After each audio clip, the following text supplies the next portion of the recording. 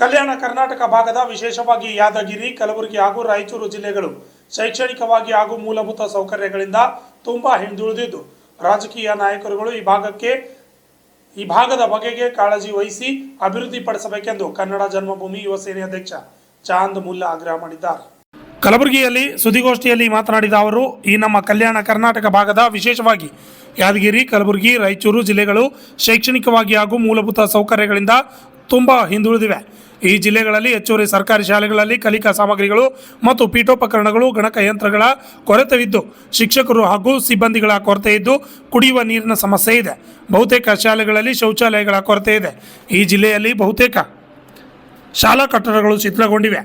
ಇದರಿಂದ ಮಕ್ಕಳ ಕಲಿಕೆಗೆ ತುಂಬ ತೊಂದರೆಯಾಗುತ್ತಿದೆ. ಬಡತನ ರೇಖೆಗಿಂತ ಕೆಳಗಿರುವ ಕುಟುಂಬಗಳಿಗೆ ಯಾವುದೇ ರೀತಿಯ ಅನುಕೂಲಕರವಾದ ಉದ್ಯೋಗ, ವಸತಿ ಸಿಗದಂತಾಗಿದೆ.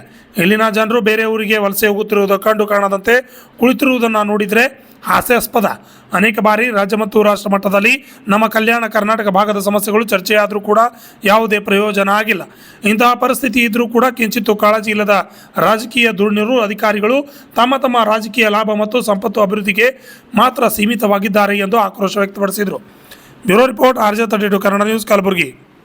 ಈ ಒಂದು ಸುದ್ದಿಗೋಷ್ಠಿಯ ವಿಚಾರ ಏನಂದರೆ, ನಮ್ಮ ಕಲ್ಯಾಣ ಕರ್ನಾಟಕ ಭಾಗದಲ್ಲಿರ್ತಕ್ಕಂಥ ಮೂಲಭೂತ ಸಮಸ್ಯೆಗಳು. ನಾವು ಯಾದಗಿರಿ ಜಿಲ್ಲೆಯಿಂದ ಬರ್ತೀವಿ.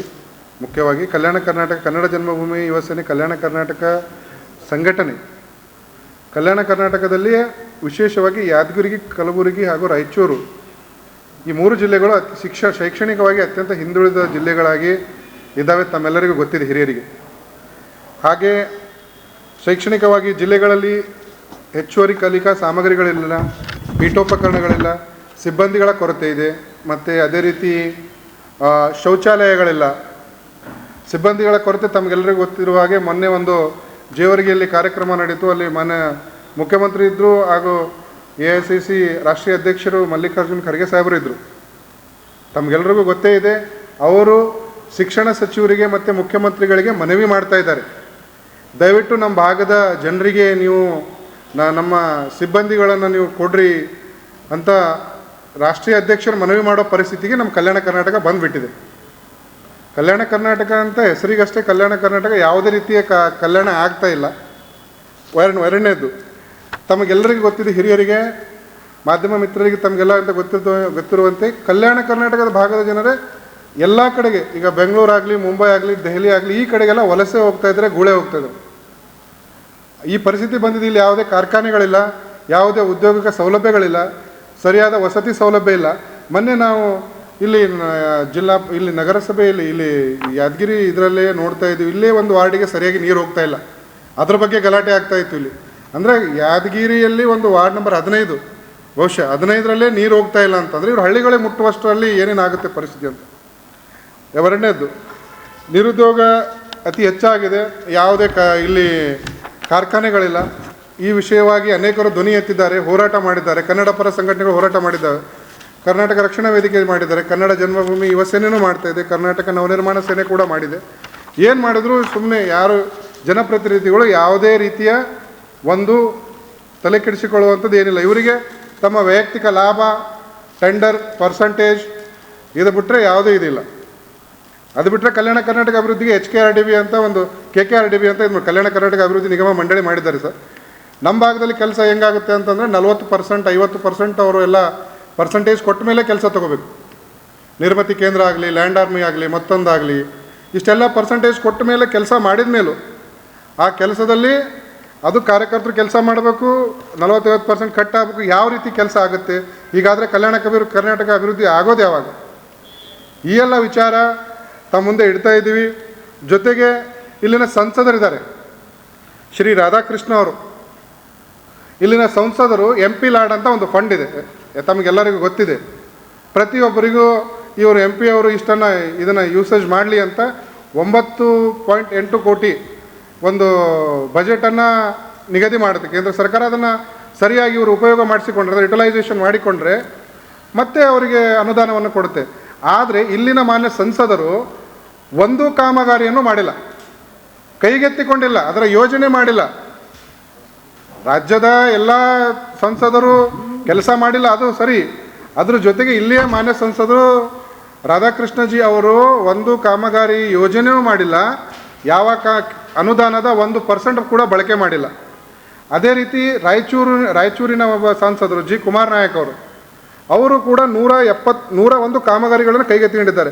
ಅದರಲ್ಲಿ ಒಂದು ಕಾಮಗಾರಿ ಮಾತ್ರ ಮುಗಿಸಿದ್ದಾರೆ ಮತ್ತು 8.9% ಕೇವಲ 10%ಗಿಂತ ಕಡಿಮೆ ಕೆಲಸ ಮಾಡಿದ್ದಾರೆ. ಅಂದರೆ ಇವರಿಂದ ನಾವು ಏನು ಅಪೇಕ್ಷೆ ಮಾಡೋಕ್ಕೆ ಸಾಧ್ಯ? ಅದು ಸೋಷಿಯಲ್ ಅಲ್ಲಿ MP ಲಾಡೊಂದು ವೆಬ್ಸೈಟ್ ಇದೆ, ಎಂಪವರ್ಡ್ ಇಂಡಿಯನ್.in ಅಲ್ಲಿ ಮಾಹಿತಿ ಖುಲೆ ಇದೆ, ಓಪನ್ ಇಟ್ಟಿದ್ದಾರೆ, ಅವರು ತೆರೆದಿಟ್ಟಿದ್ದಾರೆ. ಅದರಲ್ಲೇ ಇದೆ, ಸರ್ಕಾರ ಎಲ್ಲ ಮಾಹಿತಿಯನ್ನು ಕೊಡುತ್ತೆ. ಇವರು ಅತ್ಯಂತ ಕಳಪೆ ಮಟ್ಟದಿಂದ ಕೆಲಸ ಮಾಡ್ತಾ ಇದ್ದಾರೆ. ಕಲ್ಯಾಣ ಕರ್ನಾಟಕ ಭಾಗದ ಜನಪ್ರತಿನಿಧಿಗಳಿಗೆ ಯಾವುದೇ ಕಿಂಚಿತ್ತೂ ಕಾಳಜಿ ಇಲ್ಲ. ಇವರು ರಾಜಶೇಖರ್ ಹಿಟ್ಟನಾಳ್ ಅವರು ಇದ್ದಾರೆ ಕೊಪ್ಪಳದಿಂದ, ಇವರು 40% ಅನುದಾನ ಬಳಕೆ ಮಾಡಿ ಕಾಮಗಾರಿ ಕೂಡ ಚೆನ್ನಾಗಿ ಮಾಡ್ತಾ ಇದ್ದಾರೆ. ಈಗ ಚೆನ್ನಾಗಿ ಮಾಡ್ತಾ ಇದ್ದಾರೆ, ಅವರಿಗೆ ಚೆನ್ನಾಗಿ ಮಾಡ್ತಾ ಇದ್ದಾರೆ ಅಂತ ಹೇಳಬೇಕು, ಮಾಡಿಲ್ಲ ಅಂತಂದರೆ ಮಾಡ್ತಾ ಇಲ್ಲ ಅಂತ ಹೇಳಬೇಕು. ಹೀಗಾಗಿ ಕಲ್ಯಾಣ ಕರ್ನಾಟಕದ ಭವಿಷ್ಯ ಅಧೋಗತಿಗೆ ಹೋಗ್ತಾ ಇದೆ. ಯುವಕರಿಗೆ ಯಾವುದೇ ರೀತಿ ಉದ್ಯೋಗ ಇಲ್ಲ. ಶೈಕ್ಷಣಿಕವಾಗಿ ತಮಗೆಲ್ಲರಿಗೂ ಗೊತ್ತಿದೆ, ಪ್ರತಿ ಸತೆ ಹಿಂದುಳಿದ ಕಲ್ಯಾಣ ಕರ್ನಾಟಕ ವಿಧಾನಸಭೆಯಲ್ಲಿ ರಾಜ್ಯ ಮಟ್ಟದಲ್ಲಿ ರಾಷ್ಟ್ರ ಮಟ್ಟದಲ್ಲಿ ಚರ್ಚೆ ಆಗುತ್ತೆ. ಬರೀ ಚರ್ಚೆಗೆ ಸೀಮಿತ ಇರುತ್ತೆ. ಗೂಳೆ ಹೋಗ್ತಾರೆ, ಶಿಕ್ಷಣ ಸರಿ ಇಲ್ಲ, ಹಿಂದುಳಿದಿದ್ದಾರೆ, ಇದು ಮಾಡ್ತಾಯಿದ್ದಾರೆ. ಅಂದರೆ ಇದನ್ನು ಸ್ವಲ್ಪ ಮಾನವೀಯತೆ ಕಿಂಚಿತ್ತು ಕಾಳಜಿ ಇರೋ ಇಲ್ಲಿನ ಜನಪ್ರತಿನಿಧಿಗಳು, ಶಾಸಕರಾಗಲಿ ಸಂಸದರಾಗಲಿ, ಸ್ವಲ್ಪ ಬಡತನ ರೇಖೆಗಿಂತ ಕೆಳಗಿರೋರ ಪರಿಸ್ಥಿತಿ ಏನಿದೆ, ಏನು ಕಷ್ಟ ಇದೆ, ಯಾಕೆ ಅವ್ರು ಇಷ್ಟೆಲ್ಲ ಗೂಳೆ ಹೋಗ್ತಾ ಇದ್ದಾರೆ, ಯಾವ ರೀತಿ ಶಿಕ್ಷಣ ವ್ಯವಸ್ಥೆ ಇದೆ, ಸರ್ಕಾರಿ ಶಾಲೆಯಲ್ಲಿ ಏನು ನಡೀತಾ ಇದೆ, ಸಿಬ್ಬಂದಿಗಳ ಕೊರತೆ ಇದನ್ನೆಲ್ಲ ಬಗೆಹರಿಸುವಲ್ಲಿ ಕೆಲಸ ಮಾಡಬೇಕು ಅಂತ ಈ ಮೂಲಕ ನಾವು ಎಚ್ಚರಿಕೆಯನ್ನು ಕೊಡ್ತಾ ಇದ್ದೀವಿ ಜನಪ್ರತಿನಿಧಿಗಳಿಗೆ. ಮುಂಬರುವ ದಿನಗಳಲ್ಲಿ ನೀವು ಈ ಕೆಲಸಗಳನ್ನು ಮಾಡಲಿಲ್ಲ ಅಂತಂದರೆ ಕನ್ನಡ ಜನ್ಮಭೂಮಿ ಯುವ ಸೇನೆ ಒಂದು ದೊಡ್ಡ ಮಟ್ಟದ ಹೋರಾಟ ಮಾಡುತ್ತೆ. ಮತ್ತು ನಿಮಗೆ ಮನವಿ ಮಾಡೋಕ್ಕೆ ಹೋಗಂಗಿಲ್ಲ, ನಿಮಗೆ ಮನವಿ ಪತ್ರ ಕೊಡೋಕ್ಕೆ ಹೋಗಂಗಿಲ್ಲ. ಯಾಕಂದರೆ ಪ್ರತಿ ಸತೆ ಇಲ್ಲಿನ ಕಷ್ಟ ನಷ್ಟ ನೀವು ಹೋಗ್ರಿ ನೋಡಿರಿ. ಇವಾಗ ಗೂಳೆ ಹೋಗೋ ಜನರು ಆ ಜನರಲ್ ಕ್ಲಾಸಲ್ಲಿ ಹೋಗಿ ನೋಡಿರಿ, ನಿಮ್ಗೆ ಗೊತ್ತಾಗುತ್ತೆ ಇಲ್ಲೇ ಕಲಬುರಗಿಯಲ್ಲಿ ಏನು ಪರಿಸ್ಥಿತಿ ಇದೆ. ಶೈಕ್ಷಣಿಕವಾಗಿ ನಾವೆಲ್ಲ ಧಾರವಾಡ ಹೋಗಬೇಕು, ಮೈಸೂರು ಹೋಗಬೇಕು, ಬೆಂಗಳೂರು ಹೋಗ್ಬೇಕಂದ್ರೆ ಶ್ರೀಮಂತರಿಗೆ ಸಾಧ್ಯ, ಅದು ಬಡವರಿಗೆ ಸಾಧ್ಯ ಇಲ್ಲ.